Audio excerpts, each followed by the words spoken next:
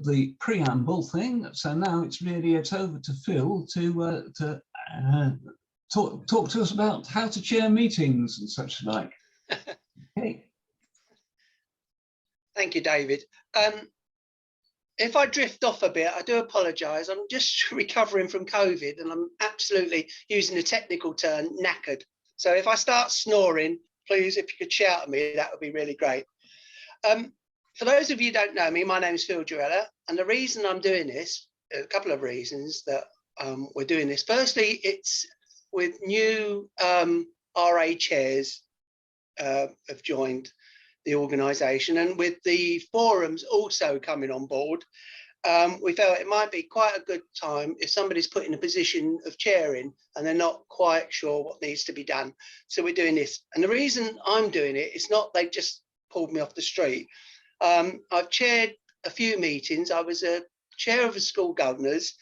I've chaired council committees, the Lib Dem group for 3 years, and I was also Mayor of Milton Keynes. So I have some experience on chairing meetings. So without further ado, I shall start. And as I say, I am reading a lot of this because my memory is not as good as it used to be. As Billy Connolly once said, the desire to be a politician should bar you for life from ever becoming one. However, the desire to be a chair, whether voluntary or reluctantly, is exactly the quality you will need.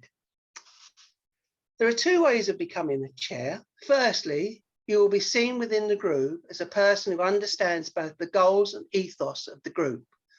Chances are you will be outgoing and organised. The second way is probably the way many become chairs. At the first meeting, no one puts themselves forward.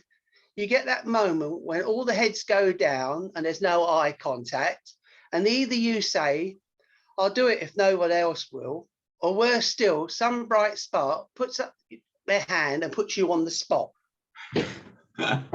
Well, tonight, I think it's the second group I most want to help. The first group can probably take care of themselves. What I thought we would look at and how we would do it, we would expand on the paper that you all have. Now, I'm assuming you've all read that, which is the first mistake of any chair. Never assume that everybody knows what you're talking about. Then we're going to split into groups and have some practice. Everybody's style will be different and you will adapt till it becomes second nature. Through the paper and through what I'm talking about, some of it you may think is repeated. It's not because I have literally lost my mind.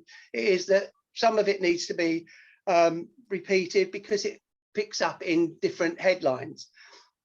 I will be keeping to the paper and the headlines on the paper. So we'll start off with preparation. I think you should always be thinking about the meeting overall, not just the topics under discussion. In some ways, this can make it more difficult for you to participate in the discussions, but you will have a chance to add your views before you move on to the next item. Always aim to draw a balance between hearing everybody's views and getting through the business. There's nothing worse than rushing everybody through and nobody has a chance to speak. You should never use your position as chair as the opportunity to put forward your views to the exclusion of others or to dominate the meeting. Your main role is to get through the agenda and come out with actions if needed. You're basically the facilitator for this. However, nobody can do this without the cooperation and agreement of the whole meeting. The chairperson, surprisingly, is not a miracle worker. You will need to make it clear from the start the following. Why are you having a meeting? How many times do people have meetings to decide when there's going to be a meeting? What end results do you want from it? What will you discuss at it? Do you want speakers or witnesses to attend the meeting? Do you need to get more information to inform the discussion? Do you want to ask somebody to prepare an introduction? Do you want to distribute any information in advance of the meeting? And I think the chair's best asset in organising a meeting is to make sure that all of this is achieved and the agenda will go out is you need a good chair, a good secretary. Take a bow, David. I think most people will agree without a good secretary, the chair is basically a waste of time, really, because they can only do the minimum. Every chair needs some guidance and some guidelines about how the group wants their meetings to be held and to run. It helps to set out some simple rules. These must be ones everybody accepts and is prepared to work with, or you will be useless. Basically, I mean, what I'm saying by that is it's no point if you set down a set of rules and the people don't agree that they're the rules that will be useful for their group. Once you've got some rules agreed, it's much easier to chair the meeting, and people are less likely to take it personally when you ask them not to interrupt or stop them from wandering off topic, which in my view is paramount to the meeting's outcome. You need to work out the rules that suit your group, but here are some that are commonly used in other groups. Ask people to speak through the chair. This means putting your hand up if you want to speak and wait for the chair to say it's your turn. Don't interrupt other people. Stick to the items on the agenda. Don't talk amongst yourself. Respect other people's views. Don't groan and pull faces when somebody else is speaking. Wait until you've finished and then put your point of view calmly and politely. Keep contributions short and to the point. Start and finish the meeting on time. Remember, you may need to remind people of the meeting rules at each meeting. There may be new people there, and even regular attendees will forget, sometimes on purpose. While I've mentioned new people, don't leave them to sit there. Make them welcome, speak to them. Maybe ask one of the group to speak to the new person that's sitting there. There's nothing worse than you come into a group, you're sitting there and nobody talks to you, and then you're asking to speak on an item, which maybe others may have spoken about at other meetings. So it's always worth, I think, making people welcome. A group can take a while to get used to the meeting rules you've agreed. If it doesn't perfectly work first time, keep reminding members that they have agreed these. A good chair will not let this slip. Otherwise, the meetings will fall apart. The tone of the meeting. Have a clear agenda and rough timings. Briefly introduce each agenda item or get somebody else to. Never assume people know what you're talking about. Take time to go over the issues and explain why you are discussing them. Always keep an eye on the time and move items on if necessary. Make sure you've got a watch or a clock that you can see. Stick to the agenda items under discussion. If people try to raise other issues or go off topic, acknowledge them. But don't get drawn in, i.e.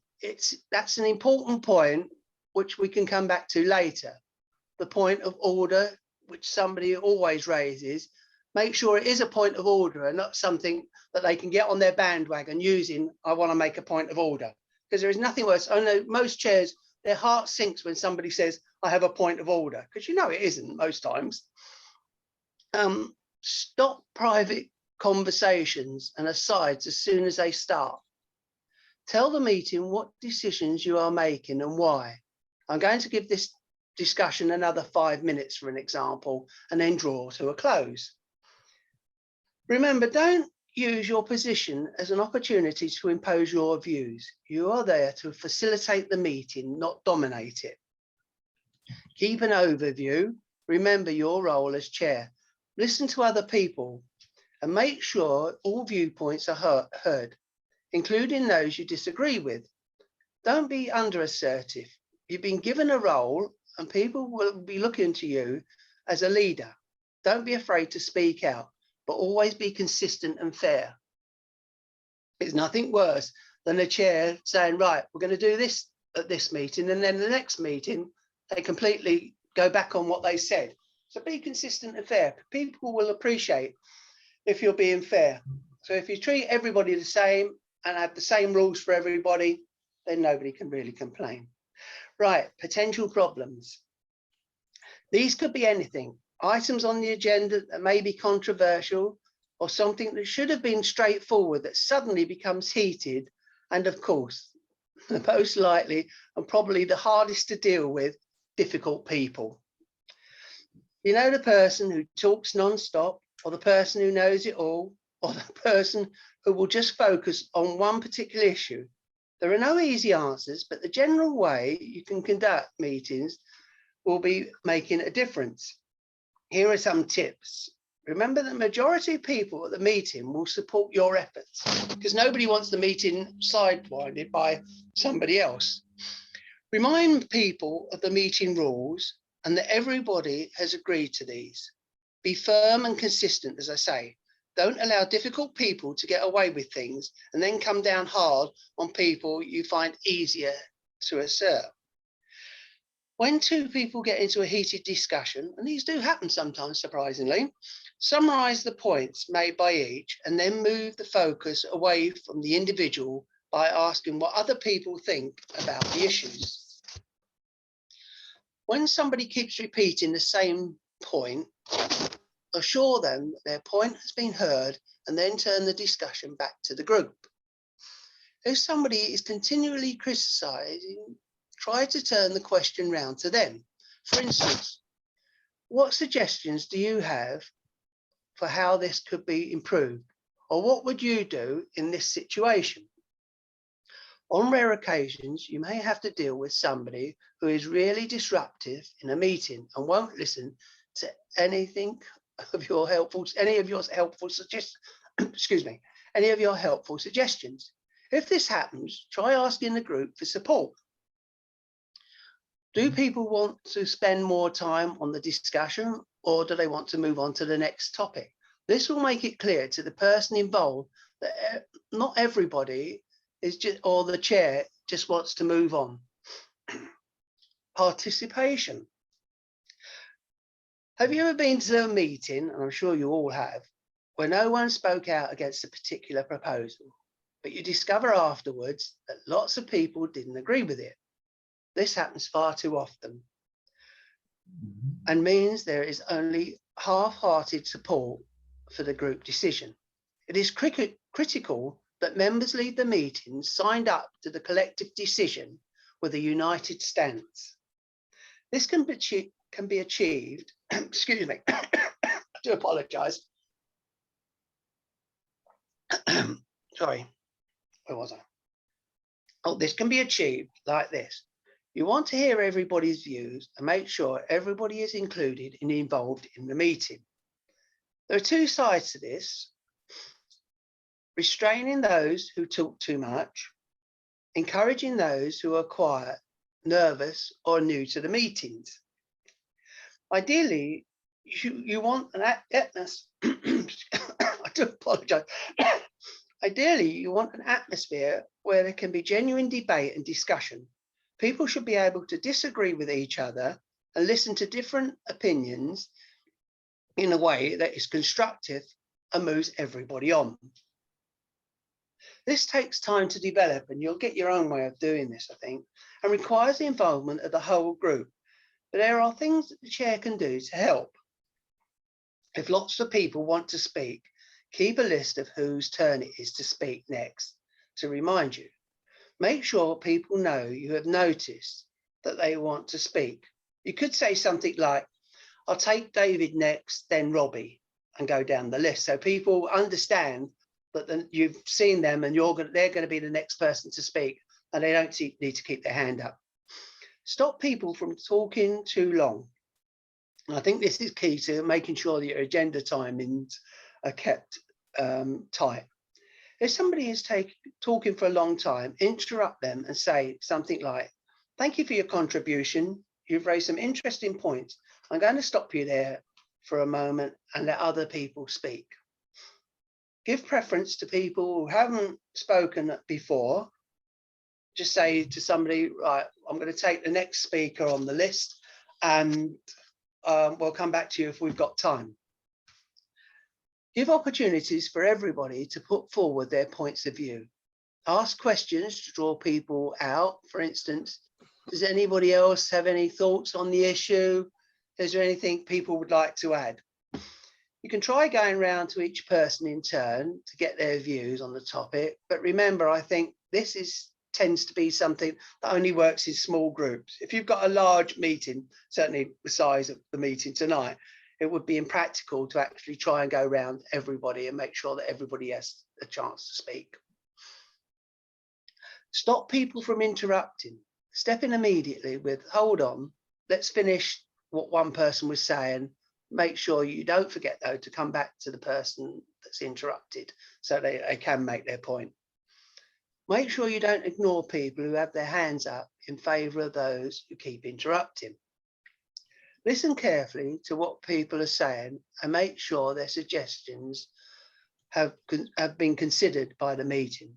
And make sure people expressing unpopular or minority views get heard properly, and they're not intimidated out of saying what they think.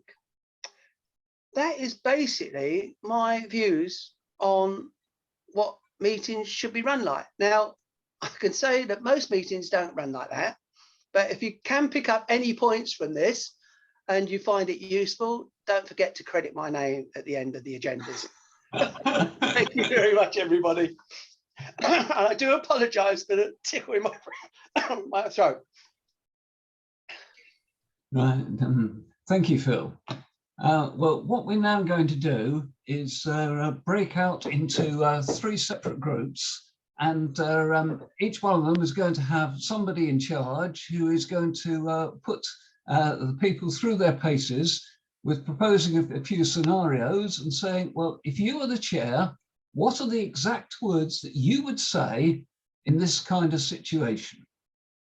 All right. So I'm going to press the magic button that says move people into breakout rooms, and hopefully you'll then all start managing to do things in those rooms. Okay. Okay.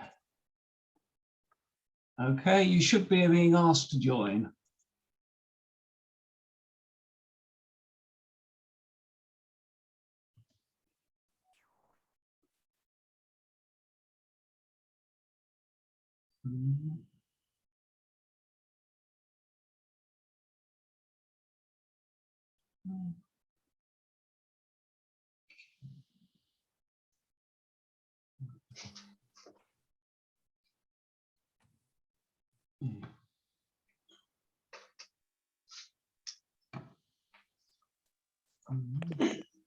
Are we all back now, David? I think we're all back. I'm just trying to check and make sure, but yes, I think we're all back. I hope everyone found it useful. We're now open to a general question and answer session, which Phil will be chairing, but he might actually pass out questions to other people. Well, I will, don't worry. Can I just confess that this particular facilitator of that breakout room didn't get to the last item, which was about finishing a meeting. So we got to the end of number 5, more or less, not quite. So it may be that Roger, David Taverner and John have questions about finishing a meeting. I don't know if they have, but they might have. But I just wanted to input that and then let people ask questions of Phil.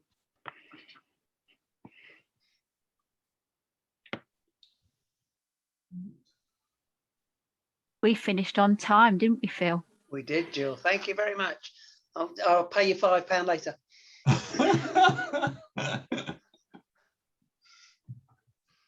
I was going to comment that one of the things that helps chairing meetings, if you have humor, which I don't have, but I always admire people like Phil, who's really quick on a riposte. Some chairs are very good at that, but you got to find your own style. Definitely. It's what we said at our breakout. You'll find your own style. I mean, maybe the training, and it was mentioned that maybe the training was quite geared towards formal meetings, but obviously that's my background, so I geared it to more formal meetings. But as I said, you can take the bits out that you want and remove the others, and you'll find your own style. But the basic premise is that if you stick to most of that, you've got a more chance of the meeting coming to an end with the decisions you need. I comment here, Phil, to support you on that. I think it's in some ways, if it's not overdone, it's better to start out a bit too formal. And as you see how well the group works together, you kind of back off and be less formal. But if you start out pretty lax and not formal, and you got some difficult members, then you've kind of made it very difficult for yourself to manage the meeting and get through the business of the meeting. So it's just, you can always relax the meeting. It's hard to tighten it once it's kind of out of control. Yeah. Absolutely, Rebecca and Phil. If you start off with little control, it gets very difficult for the chair to begin to exert control, whereas it's always much easier just to loosen things off. And ideally, if it clearly depends terribly on what sort of group we're talking about, what sort of things they meet together to discuss. But ideally, you'd be moving towards a group that could actually, believe it or not, I would say, manage itself. So they all know how to behave, and they just need occasional nudges from the chair. But if you've got a residents' association meeting where you've got members of the public turning up, and you maybe don't even really know who they are, then that's going to be much more difficult. And you need fairly tight control to enable a meeting to come to good decisions and get to the end of the meeting feeling that they've done a good job.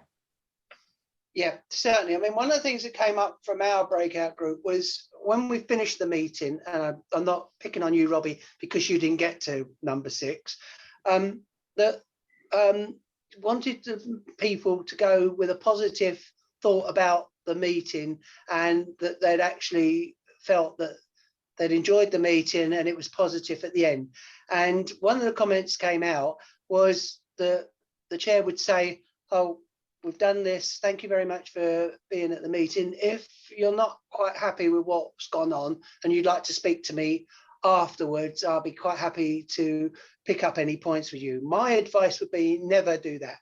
Never, ever ask the person that's got a beef about anything to come and see you after the meeting. Firstly, you're not going to get home until 12 o'clock because they will keep you there until you agree with them.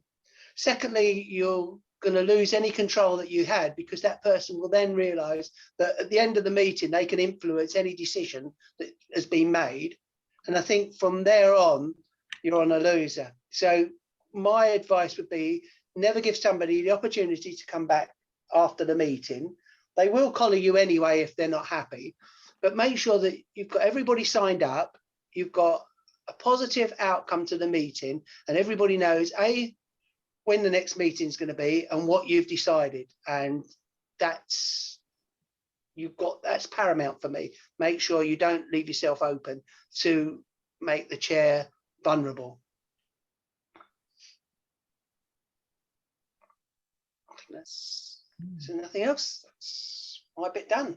I think Cadmiel's got his hand up. Oh, sorry, Stuart. I didn't see that.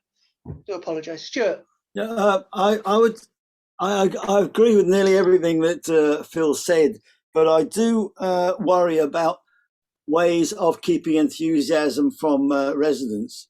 If you're not going to welcome them and you're not going to talk to them afterwards, or perhaps take up their points separately as a valued member of the community, etc., they'll just walk off and you'll have nobody left.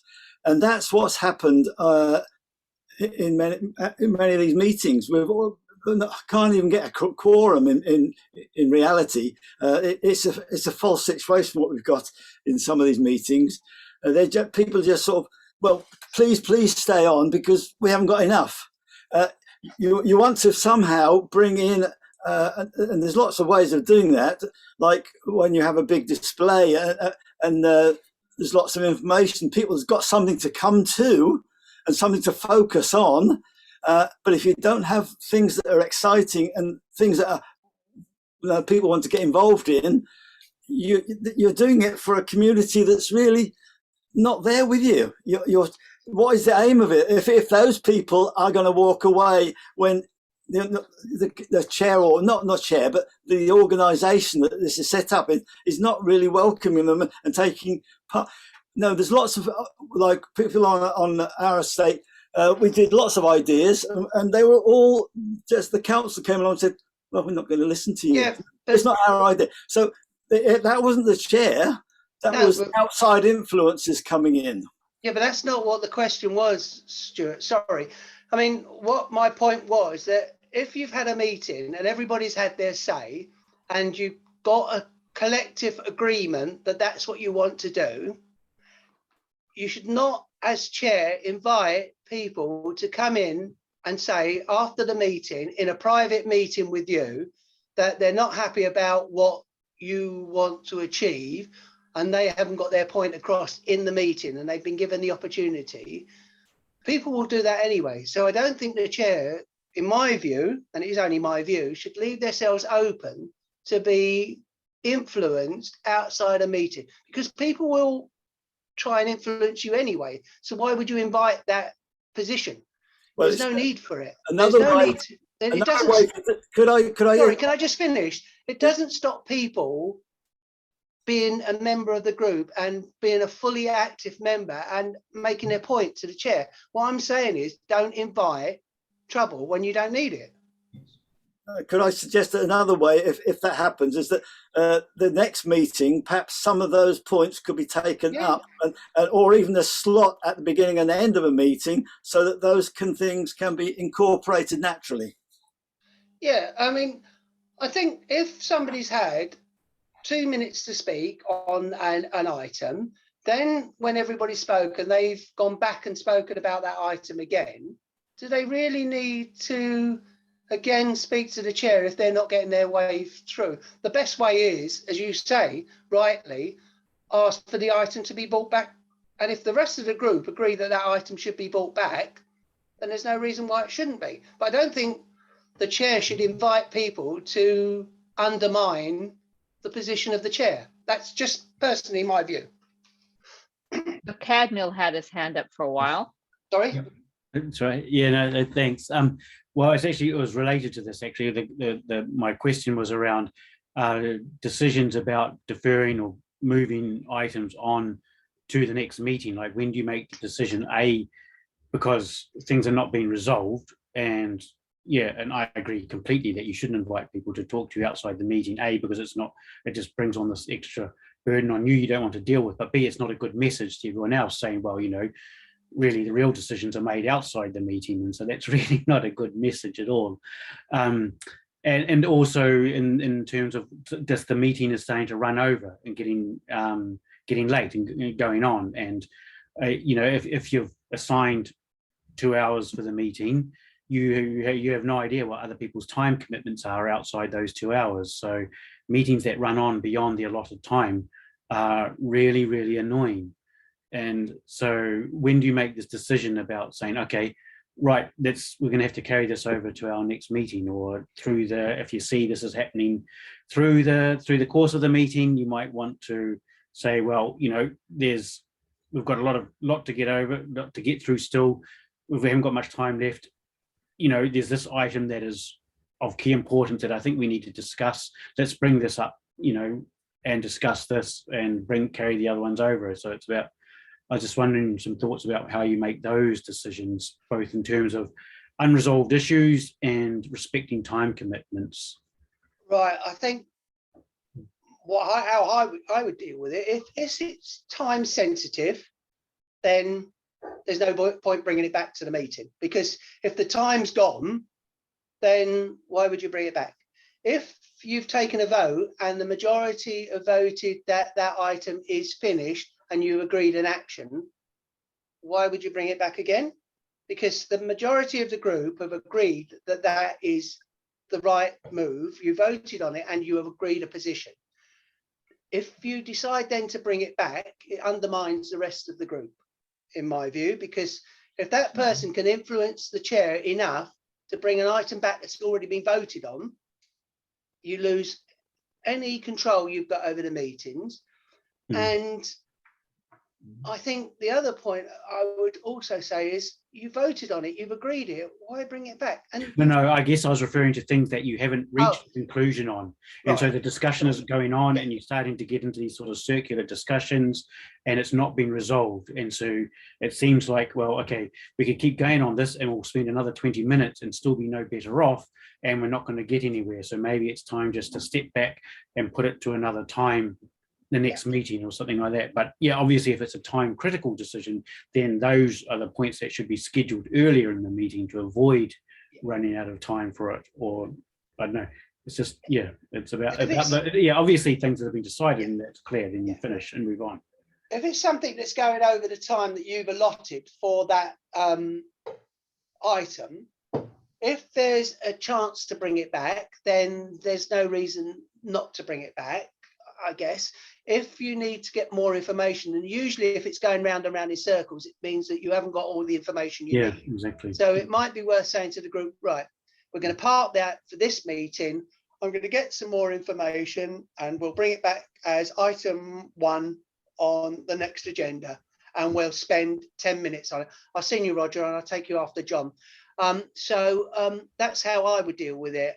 Say, yes, we'll spend another 10 minutes at the next meeting, but then we'll close that item down. Gives people a chance to get any information they need, and it gives you a chance to research it. So that's how I would deal with that. Is that okay? Yeah, no, that makes sense. Okay. Yeah. And there was a very good example, Phil, where Phil just got good chairing skills, saying he's seen Roger, so Roger knows that he's been recognized, but John actually had his hand up earlier. So well done, Phil. I didn't even realize. Sorry, John. John first, and then I will take Roger after. You're muted. Yeah, just to say, like, about the end of meetings, I would usually try and schedule our meetings to finish 10 minutes before the end, so we can get the hall ready for the caretaker at exactly the right time.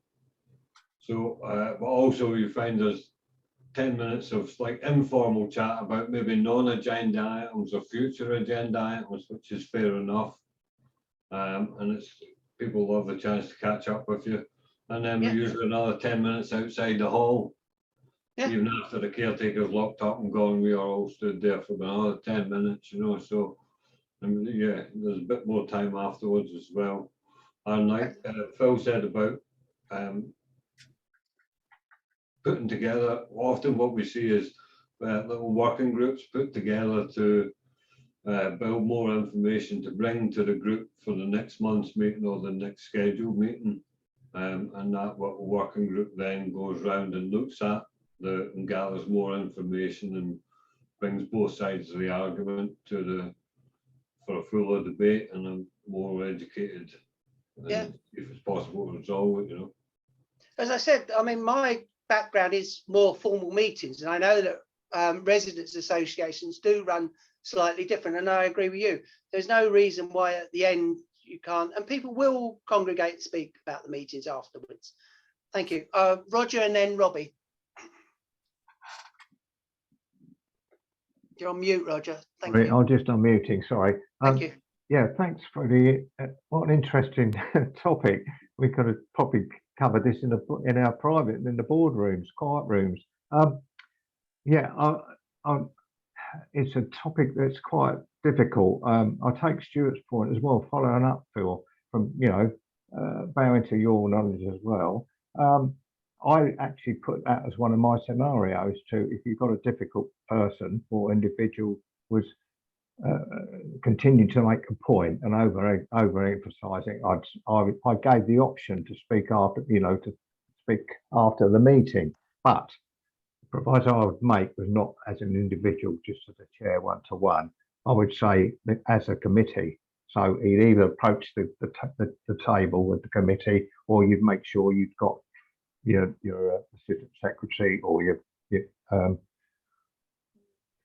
somebody else with you as well, rather than put yourself in a single position, and then you can both sort of control the meeting. That's a good point. But that raises an interesting scenario. Thank you for that. Yeah, I probably thought I'd cover other things while I was waiting, but that's the main point, but don't put yourself vulnerable. I appreciate that. Yeah, I mean, certainly. I mean, I would, if you're going to be in that position, I would just say avoid it at all costs. But if you are backed into a corner, make sure you have at least the secretary there, so you're not being influenced by one person, because other people in the group will automatically presume that that person is influencing your decisions. Right. And you And need to also, be fair and consistent. sorry, the other point quickly, No. I just thought was know the person as well, because if you've had a group meeting for some time, you sort of know that individual better, and you know the motive perhaps. So they may have particularly be in their bonnet, particularly that was, you know. So if they're constantly doing it, then that's a problem. But thank you. Thank you, Robbie. I think that's probably our time afterwards. Robbie. I think there are 3 or 4 points I'd like to make, and the last one's a bit more difficult, I think. But Cadmiel asked a question about respecting time boundaries, and I may not be the best person to say this, given that I didn't get to the end of item 6 or even to the start of item 6. But we must respect the time boundaries for the reasons that Cadmiel said. So, you know, people have other commitments, so you can't overrun. The only exception might be if you sought permission to do that from the group, but there'd be a lot of pressure on people to comply with that sort of request. So the best way is to finish on time or ahead of time if you can. The second thing is to say that I've got sympathy with what Stuart says. I think we need to try as far as possible to keep people motivated to come to the meetings and therefore engage with them. But absolutely, the engagement would not be about an item, so they could express their views about an item, but the chair must give absolutely no indication that he or she is open to influence from outside the meeting, because what we want are transparent meetings. And then I think the most difficult issue is like, so we're going to have contentious issues from time to time, particularly in the state renewal forums, which might actually split the membership of a group. And as John Orr says, maybe a way to do that is to form smaller working groups who can spend more time and to have more chance to have their say with one another. But you would need to set that up in a way which was seen to be fair and transparent. And as Phil has said, another way of dealing with it might be to defer it so that you could provide more information. But at the end of the day, if a group has to come to a decision, then it has to come to the decision. And it is likely that some people won't like the decision that's made. And so part of our role as chair is to make people feel okay about that. They've had their say, they've expressed their views. It's just on that particular item, they're not going to get their way. We know we'll run the risk of them maybe not participating further, but if we can, we want to keep them engaged. So I hope that's not too long a contribution. No, I certainly agree. There is no reason or no problem with setting up a working group if there is a difficult item that you can't agree with. That makes perfect sense. The one thing that I didn't mention, and probably people would hate doing, but it is a necessity of your job, is you do have the casting vote. But you've got to make sure that you're fair and consistent. That is my biggest thing. Be fair and consistent. People might not agree with you, but at least they know if you're fair and consistent, then you're always going to be fair and consistent. So yes, and you need to make sure that people are signed up to the final agreement. So that will be actually my last things. I think we've run out of time, David. Yeah, we're officially just slightly over time now. Okay. So having John has got his hand up. Can I Is it take Bruce, just John quickly then? And I am conscious that the one thing I said is you've got to keep to time, and I'm running over. Yeah. Having said that, we're where we did think we would have maybe 10 minutes to spare at the end of the meeting, so we can absorb five now. Back to you, John. Phil. Thank you, John. I was just going to say, just be aware of not allowing yourself to become emotionally involved in any of the decision-making stuff, you know? Yeah. Your job is to referee a fair debate. You're not there to lead a cause or for one side or the other side of the debate. So you shouldn't be wanting one side or other to win. You shouldn't, like Phil says, you should only use the cast and vote when required. So in most things, don't vote, you know. As chair, just don't vote, and don't get too emotionally involved. Yeah. Then you can be a good referee. Yeah, just to finish off, and this is the last thing, and I did mention it in our breakout group, and Brian will probably know who I'm speaking about without me mentioning any names. When I was mayor of the council, there was a member of the council who was a councillor who did tend to go off on one every now and again. And I was mayor, and he'd been on at me all night, and he decided that he wasn't going to be quiet about an item on the agenda. And he interrupted people, he came up with points of order, and I was getting more and more flustered. And one of the things as a chair, you need to make sure that you, as I say, are calm and don't get involved. You are the referee. And this person had wound me up so much. In the end, I went to stand up. Now, I'm Mayor of Milton Keynes, remember? And I went to stand up to challenge this person. And there was a kind officer sitting beside me who just put his arm next to mine. And he said to me, "Excuse me, the mayor doesn't stand up, sir." We moved on to the next item. So, yes, you can be emotionally involved, but try very hard not to be. And on that note, thank you very much, everybody, for your participation tonight. I found it very useful. And take care. Bye. Bye-bye, and thank you very much indeed, everybody. Good evening. You got back then, Robbie? I did. I was out twice. Yeah. My computer's falling over.